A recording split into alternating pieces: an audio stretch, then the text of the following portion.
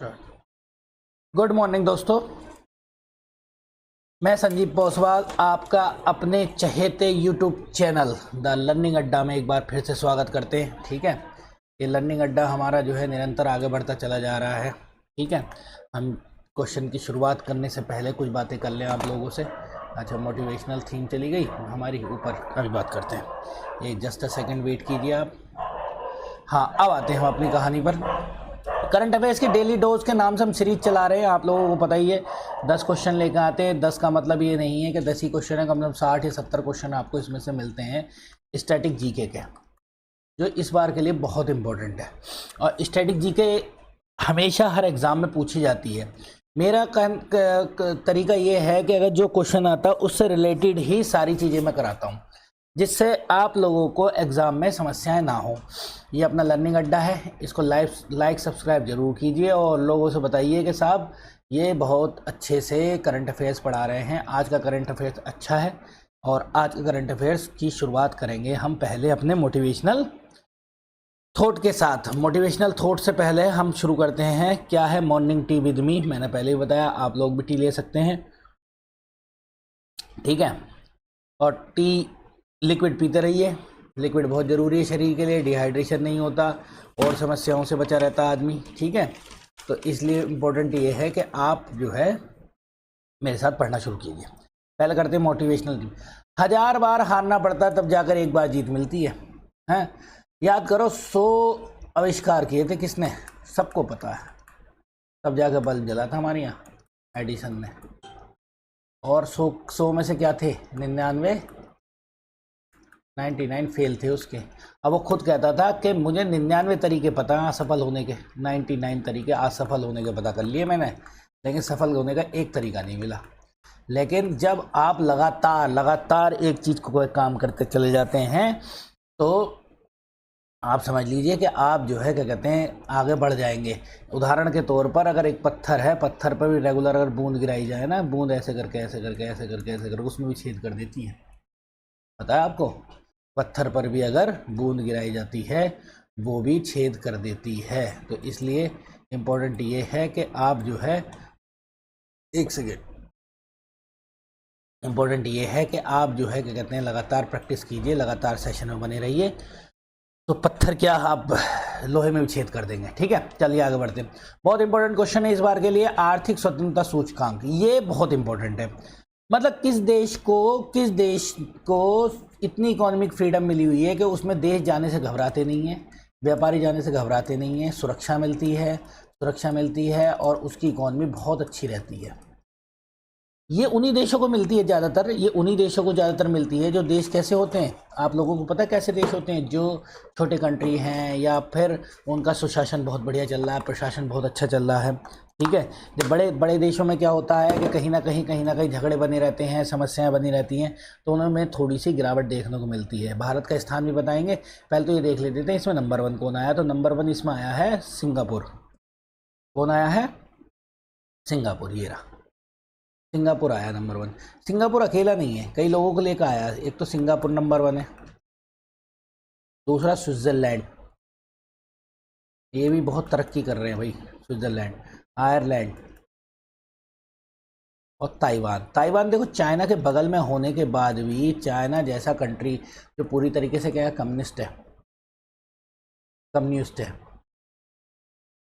Communist देश है, उसके बाद भी ताइवान राष्ट्रवादी देश है, नेशनल देश है।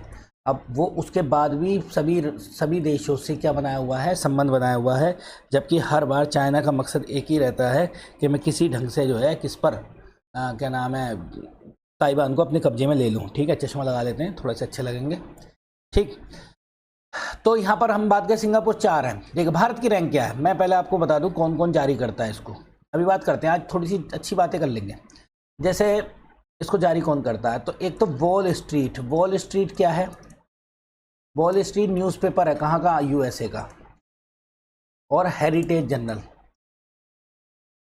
समझिए 2 चीज़ें जारी करती हैं, एक वॉल स्ट्रीट और हेरिटेज जर्नल, ये 2 चीज़ें जारी करती हैं, पहली बात। दूसरी चीज़, भारत का जो रैंक आई है वो 128 आई है। कितने देशों को शामिल किया गया? 184 देशों को शामिल किया गया। अमेरिका के ट्रंप प्रशासन के आने के बाद से अमेरिका में गिरावट आई है। अमेरिका गिरावट में है, याद रखेंगे, अमेरिका क्या है? गिरावट में। और अगर हम इसकी बात करें, किसकी? अमेरिका की गिरावट में आया है। और अर्जेंटीना में सुधार हुआ। बस इतना क्वेश्चन याद कर लीजिए, इम्पोर्टेंट है। ठीक, थोड़ी सी बातें आज हम यहाँ बताते हैं आप लोगों को, बहुत अच्छी बातें। अभी बात चली चाइना की। चाइना क्या है? चाइना है क्या? चाइना के बारे में बात करते हैं। असल में दो तरीके के देश होते हैं, मैं तीन तरीके की अर्थव्यवस्था थी। पूंजीवादी, नंबर 2 समाजवादी, और नंबर 3 है साम्यवाद। इसको कहते हैं कैपिटलिज्म, और इसको कहते हैं सोशलिज्म, और इसको कहते हैं कम्युनिस्ट। ठीक है, मेरे पास जगह कम है इसलिए मैं आप लोगों को ये बता सकता। पूंजीवाद का कार्य क्या होता है? पूंजीवाद का कार्य होता है, यहाँ लिख देते हैं थोड़ा सा। पूंजीवाद का कार्य क्या होता है? अधिक से अधिक पैसा लगाना, अधिक से अधिक पैसा लगाना,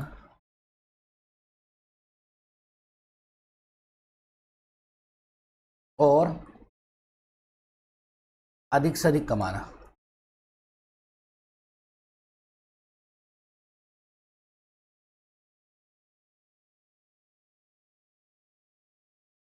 इसमें क्या होता है? इसमें मजदूरों के हित नहीं देखे जाते। मजदूरों के हित नहीं देखे जाते, मजदूरों का शोषण होता है। 11-11 घंटे काम कराया जाता है, 12-12 घंटे काम कराया जाता है। मजदूरों की स्थिति या इनके जो एम्प्लॉय हैं उनकी स्थिति में लगातार गिरावट आती है। तो पूंजीवादी व्यवस्था भी उतनी अच्छी नहीं है। लेकिन इंग्लैंड, यूएसए, इंग्लैंड में सबसे पहले पूंजीवाद शुरू हुआ था। इंग्लैंड, इनमें ये पूंजीवादी व्यवस्थाएं हैं। ठीक है, सबसे ज़्यादा समस्या मजदूरों को यहीं हुई थी, और इसके लिए साम्यवाद का जन्म हुआ। दूसरी है समाजवाद। समाजवाद क्या कहता है? समाजवाद कहता है साहब कि ऐसी विचारधारा जिसमें उत्पादन और वितरण समान हो। बहुत बढ़िया बात है नहीं? मान लो जितना उगाओ उतना ही खा लो, तो ना तो पैसे की जरूरत पड़ेगी, ना पैसे से किसी का लेन देन का कोई फर्क पड़ेगा। सीधी सी बात है, अपना काम चलता रहेगा। क्या चलता रहेगा? अपना काम चलता रहेगा। और चाहे 20 लोग हैं, 20 लोग खाने के लिए 20 ही आदमियों का खाना बनेगा। अब 30 है तो 30 का ही बनेगा। तो एक्स्ट्रा प्रोडक्शन नहीं होगा, और जब एक्स्ट्रा प्रोडक्शन नहीं होगा तो बड़े बड़े लोग, बड़ी बड़ी पूंजीपति वर्ग नहीं निकल के आएंगे, क्योंकि एक्स्ट्रा प्रोडक्शन से ही पूंजीपति वर्ग निकल के आते हैं। जब एक्स्ट्रा प्रोडक्शन होता है उसको कब्जाने के लिए लोग अपनी ताकत का, शोहरत का, दौलत का, सबका इस्तेमाल करते हैं। लेकिन इनका समाजवादी इतना बढ़िया था, ये कहते थे कि शेर और बकरी, ऐसा समाजवाद हो जाए, शेर और बकरी एक तालाब में पानी पिए। पॉसिबल है? व्यवहारिक बात तो है नहीं। मतलब इतना समाजवाद उत्पन्न हो जाए, शेर के अंदर बकरी को ना मारे। ठीक है, तो इम्पोर्टेंट तो है नहीं, पानी पिए। इसी के दोनों के विरोध स्वरूप आया जिसका नाम है साम्यवाद। साम्यवाद कौन लेकर आया? देखो भाई, साम्यवाद लेकर आए हमारे साहब कार्ल मार्क्स। कहाँ के रहने वाले थे? जर्मनी के रहने वाले थे। आप सब लोगों को पता कौन सी किताब लिखी है? दास कैपिटल किताब लिखी है इन्होंने। समाजवाद का वैज्ञानिक विचारधारा साम्यवाद है। तो क्या कहेंगे? इसको कहेंगे scientific approach of socialism known as communism. मतलब साम्यवाद समाजवाद की वैज्ञानिक विचारधारा है। मतलब उन्होंने कहा कि ये तो पॉसिबल ही नहीं है जो ये लोग बात कर रहे हैं, शेर बकरी वाली बात। तो हम तो पॉसिबल वाली बात करेंगे, हम तो ये बात करेंगे कि कैसे कैसे होगा। तो बोले कैसे कैसे होगा? अच्छा, ये थे जर्मनी के रहने वाले, लेकिन इंग्लैंड से बहुत प्रभावित थे। इंग्लैंड में मजदूरों का शोषण हो रहा था, तो इन्होंने कहा दुनिया के मजदूर एक हो, दुनिया के सब मजदूर क्या हो? एक हो। ये इनका नारा है। कितने दिन हुए? 1 मई को इकट्ठे हुए। इसीलिए 1 मई को कौन सा मनाया जाता है? मजदूर दिवस। और कौन बनाया गया, कौन सा संगठन बनाया गया? International labour organisation. सारी बात समझ में? 1 मई को इंटरनेशनल लेबर ऑर्गेनाइजेशन, जिसका हेडक्वार्टर का जिनेवा स्विट्जरलैंड में है। अब इन्होंने कहा दुनिया के मजदूर एक हो, मजदूर एक होने के बाद क्या करें, तो उन्होंने कहा सत्ता पे काबिज हो। सत्ता पे काबिज होने के लिए क्या करें, बोले कि सत्ता पे तो जो बैठा है पूंजीपति वर्ग वो तो सत्ता छोड़ेगा नहीं, तो बोले एक काम करो, मारो उसे। खूनी क्रांति की बात की जिसका प्रभाव काय में मिला, रूस में मिला। रूस की क्रांति खूनी क्रांति, 1917 की क्रांति, 1917 में जो क्रांति हुई है वो इसी वजह से हुई है। 1917 में किसकी वजह से हुई है, साम्यवाद की वजह से। दुनिया के मजदूरों एक हो और मजदूर होने के बाद क्या करो, पूंजीपति वर्ग को मारो और पूंजीपति वर्ग को मार कर सत्ता को हथियाओ, और सत्ता में है जन भागीदारी में तुम्हारा रोल होना चाहिए, सत्ता तुम्हारे पास होनी चाहिए। इन्होंने बात की।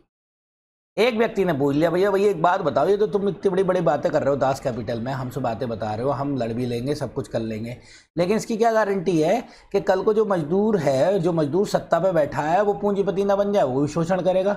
बोले हाँ बिल्कुल कर सकता है, लेकिन ये काम करना पड़ेगा। उसके बाद एक कॉन्सेप्ट लेकर आते हैं। इस कॉन्सेप्ट को बिल्कुल जो समझदार होंगे वो समझेंगे, नहीं समझदार होंगे तो नहीं समझेंगे। कॉन्सेप्ट लेकर आते हैं, ये कहते हैं एक देश, एक ही देश होगा, एक ही पार्टी होगी और एक ही नेता होगा। दूसरा हम लाएंगे नहीं, सिंगल हैंडेड रहेगा।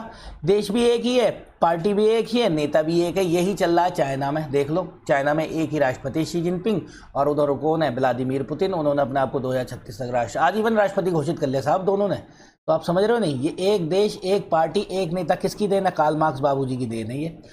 दूसरी चीज, जब इनसे ये पूछा गया कि अब इसके बाद क्या होगा, बोले ये तो तानाशाह बन सकते हैं। बोले तानाशाह नहीं बनेंगे, कि एक दिन ऐसा आएगा कि पार्टी अपने आप खत्म हो जाएगी, नेता अपने आप खत्म हो जाएगा और साम्यवाद जो है अपने आप काम करने लगा, फिर ये काल्पनिक विचारधाराओं में खो गए। तो यहाँ तक तो आ गए हैं, अब आगे की बात का नहीं पता कि भैया देश में क्या होने वाला है। बहरहाल कई देश ऐसे हैं जो इस तरीके के हैं। Number 1 north Korea, Russia, China, और एक और था क्यूबा, वो आज की डेट में नहीं रहा है। ठीक है, बात आ रही समझ में। तो ये वो देश हैं जो किसी से मतलब नहीं रखते, अपने आप में जीते हैं और सबको जो है। और देखो लोग कहते थे कि कम्युनिस्ट विचारधारा में डेवलप नहीं हो सकते, देखो रशिया डेवलप हो गया और उधर चाइना डेवलप हो गया। ठीक है, आ रही होगी आज समझ में आई होगी पूंजीवाद, समाजवाद और साम्यवाद। थोड़ा सा कम जगह थी, और जगह होती तो लिखवा देते। अक्टूबर 2025 में किस देश ने 94वां स्वतंत्रता दिवस मनाया गया, तो ये बसाव हमारे इराक बाबू ने मनाया है। ये 1931 में, 1931 में कहाँ किससे लागू हुए थे, ब्रिटिश से लागू हुए थे। ठीक है, देख लो पिछले वाले क्वेश्चन में एआई की गहराई में बड़ा सही गोता लगा गए हम, अब गोते से बाहर आ गए। तो थोड़ी छोटी एआई देख लेते हैं। नाइजीरिया की राजधानी अबूजा, राजधानी जरूर देखते रहा करो यार, आते हैं क्वेश्चन, मैं भी क्या करूं। सूडान की राजधानी 2 है, नॉर्थ सूडान, इसकी राजधानी है खार्तूम। दूसरा है साउथ सूडान, इसकी है जूबा। याद कर लो, कम से कम जितनी मुझे याद है उतनी तो कर ही लो। इसकी राजधानी अकरा, और इराक की राजधानी आप लोगों को पता है बगदाद। ठीक, चलिए आगे चलते हैं।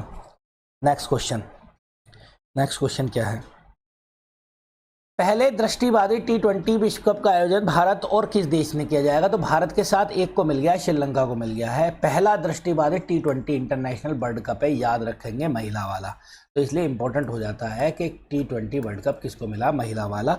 तो किसको मिल गया साहब, ये भारत को मिल गया। नवंबर में होगा, ये नवंबर 2025 में होगा। भारत के साथ श्रीलंका को मिल गया। श्रीलंका की राजधानी आप लोगों को पता है, श्री जयवर्धनेपुरा हो गई है, पूरा हो गई है। नेपाल की राजधानी अभी बवाल हो गया, काठमांडू। बांग्लादेश की क्या है, ढाका, ढाका कैपिटल है इसकी। नेपाल की रुपया है, श्रीलंका की रुपया। ऑस्ट्रेलिया कैनबरा, और करेंसी इसकी डॉलर है। जरूर राजधानी जरूर याद करते रहो। ठीक है, 11वां विश्व हरित अर्थव्यवस्था शिखर सम्मेलन कहाँ आयोजित किया गया है, ये दुबई में किया गया, दुबई के वर्ल्ड ट्रेड सेंटर में किया गया। ये ऐसा है कि ये बताने के लिए कि साहब हमें इकोनॉमिक रूप से भी ग्रीन होना है, मतलब हरित होना है, मतलब अर्थव्यवस्था को इस तरीके से प्रयोग करना है जिससे पर्यावरण का नुकसान ना हो। वर्ल्ड ट्रेड सेंटर कहाँ पर हुआ है, दुबई में हुआ है। 33 देशों ने भाग लिया, और 3300 प्लस लोग आए, ठीक, तो बड़ा हुआ है ये। और 11वें नंबर का है, हर साल होता है ये भी याद रखेंगे, हर साल होता है। ये बहुत इंपॉर्टेंट क्वेश्चन है, बहुत।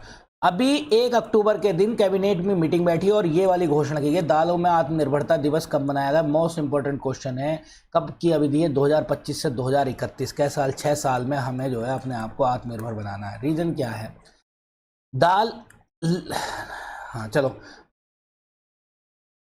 हाँ और 2-3 बातें एनवायरनमेंट से रिलेटेड भी समझा दूंगा मैं अभी। 6 साल के अंदर भीतर करना है। ये हो गया, ये हो गया, ये हो गया। मैं क्या बताने वाला था, ये बताना था। भारत जो है, भारत सब कुछ है दालों में, उत्पादक नंबर 1, उपभोक्ता नंबर 1, मतलब जितना उतारते हैं उतना खा जाते हैं, उसके बाद भी 17 से 18% आयात पर निर्भर है। कितनी बुरी स्थिति है, मतलब वर्ल्ड में नंबर 1 दालों में होने के बाद भी हम जो है क्या कहते हैं 17-18% आयात करते हैं। इसीलिए सरकार ने योजना बनाई है कि दालों को आत्मनिर्भर बनाना है 2021 तक। क्या क्या किया है सरकार ने, वो हम बात कर लेते हैं। कौन कौन सी बातें सरकार ने इसमें की हैं, कितने रुपए का बजट बनाया है, कितने रुपए का बजट नहीं बनाया है। उसके बाद बताएंगे लेग्यूमिनेस पौधे क्या होते हैं, लेग्यूमिनेस पौधे क्यों इंपॉर्टेंट हैं, क्या कैसे उनका प्रोटीन में सहायक है। प्रोटीन में जो होती है नाइट्रोजन होती है, और नाइट्रोजन फिक्सेशन का काम करते हैं। अभी बात करते चलिए। केंद्रीय मंत्रिमंडल ने, अरे यार मैं तो जगह नहीं है, ठीक है चलिए मैं यही बता देता हूँ आपको, यहाँ पर कुछ बातें बता देते हैं, ठीक है। 2025 से 31 तक हो गया, ठीक। कितने रुपए लगाए गए हैं इसमें, 11,440 करोड़ की योजना है ये। 35 हेक्टेयर, 35 मिलियन टन, हाँ हेक्टेयर नहीं, हेक्टेयर का है, मिलियन टन दाल बढ़ानी है। ये याद रखेंगे, दालों को उत्पादन बढ़ाना है।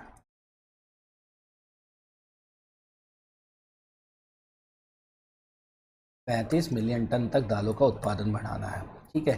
क्या क्या होगा, बीज देगी, फसलों में सुविधाएं देगी सरकार, और क्या होगा, खरीद करेगी। ये सब काम सरकार करेगी, तो इसका मतलब कुछ आपको लाना नहीं है। अच्छा, एक चीज़ और मैं बताने वाला था, लेकिन यहाँ जगह कम है, बाद में बता देंगे, ठीक है। फिर भी एक थोड़ी सुन लीजिए। दाल हो गई, मटर हो गया, ये जो फलीदार पौधे होते हैं ना, याद रखो, फलीदार पौधे, यहाँ बता देते हैं। फलीदार पौधे, इनको लेगुमिनियस कहते हैं, याद रखेंगे, ये क्वेश्चन आता है। लेगुमिनस पौधे किसको कहते हैं, लेगुमिनस पौधे कहते हैं। और ये हमेशा नाइट्रोजन फिक्सेशन का काम करते हैं। कहाँ, ज़मीन में।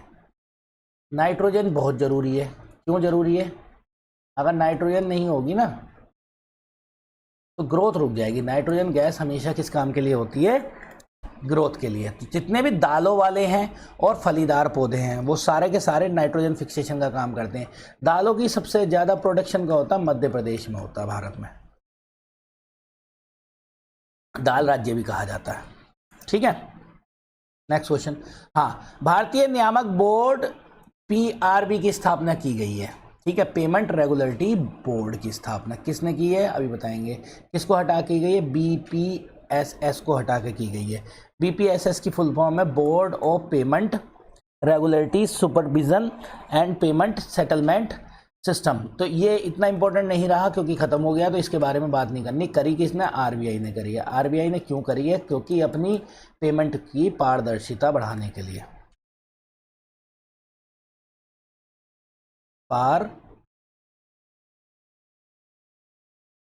पारदर्शिता बढ़ाने के लिए, मतलब जिससे लोगों को दिक्कत ना हो, ठीक है, बढ़ाने के लिए, और पेमेंट आसान हो जाए, पेमेंट इजी। चलो, इसमें एक चीज़ आ गई, इसका नाम है ये तो छोड़ो, इसको बता देते हैं हम आपको। सेबी जो है अध्यादेश जारी हुआ था, इसका अध्यादेश से जारी हुई थी। अध्यादेश कौन लाता है, राष्ट्रपति लाता है। कौन से, आर्टिकल 123 के तहत, इसके द्वारा ये लाई गई थी, ठीक है। नेक्स्ट, भारत की निजी हेलीकॉप्टर असेंबली लाइन किस राज्य में स्थापित की जाएगी। देखो, निजी हेलीकॉप्टर असेंबली लाइन का मतलब क्या, पहले तो कर्नाटक में की जाएगी, याद रखना ये बात। ये क्या है, निजी हेलीकॉप्टर असेंबली लाइन, मतलब हेलीकॉप्टर यहाँ पर एक तरीके से बनेंगे, ऐसे समझ लीजिए। क्या होंगे, बनेंगे, असेंबल किए जाएंगे तो क्या होगा, आत्मनिर्भर भारत बनेगा। इसमें भी भारत का एकमात्र उद्देश्य है आत्मनिर्भर बनाना। ठीक है, अगले क्वेश्चन पे आते हैं। दुनिया में 500 अरब डॉलर की संपत्ति हो गई भैया एक व्यक्ति की, जिसका नाम है एलन मस्क। इस समय तो इनका बहुत तगड़ा मामला चल रहा है। ये दो कंपनी इनकी बहुत बढ़िया है, एक तो स्पेस एक्स बहुत इंपॉर्टेंट है, और दूसरी है टेस्ला कार बनाने वाली है, ये स्पेस में काम करने वाली है। तो दुनिया का सबसे बड़ा रॉकेट भी इसने बनाया है, जिसका नाम ब्लू होराइजन है। क्या नाम है? Blue horizon.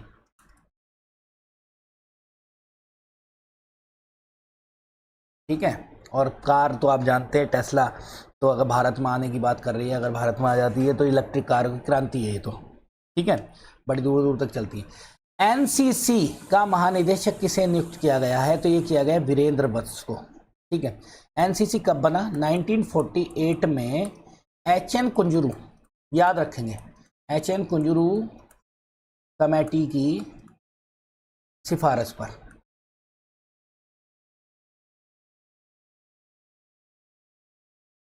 बना। एच.एन. कुंजरू की कमेटी की सिफारिश पर बना। दूसरा पॉइंट, एच.एन. कुंजरू कौन थे? तो याद रखेंगे फजल अली कमीशन बना था।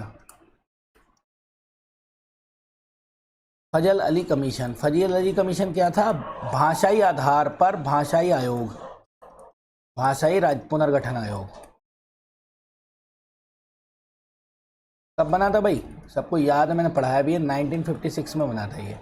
और फजल अली के जो दो लोग थे इसमें, एक के.एम. पणिक्कर, ये 3 लोगों की कमेटी थी, और दूसरा था एच.एन. कुंजरू। तो याद रखेंगे ये भाषाई आयोग के सदस्य भी रहे, और ये इनकी सिफारिश पर एनसीसी भी बना है, नेशनल कैडेट कोर।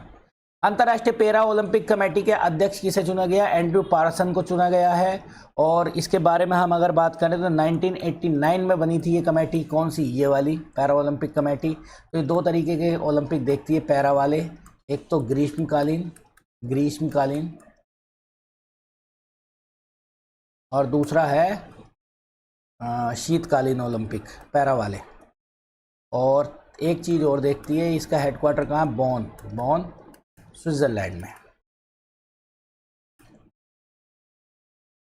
आशा करता हूँ बहुत अच्छी क्लास रही होगी, क्योंकि 10वां क्वेश्चन हमारे के बाद थैंक यू बोल देते हैं हम सब लोगों को, आप लोगों को भी थैंक यू बोल देते हैं। ठीक है, इसीलिए बस मैं आप लोगों की क्लास यहीं तक लेना चाहता हूँ। बस आप लोग मेरे चैनल को लाइक सब्सक्राइब कीजिए और बहुत दूर तक इसको ले आने की कोशिश कीजिए। बहुत बहुत धन्यवाद आपका।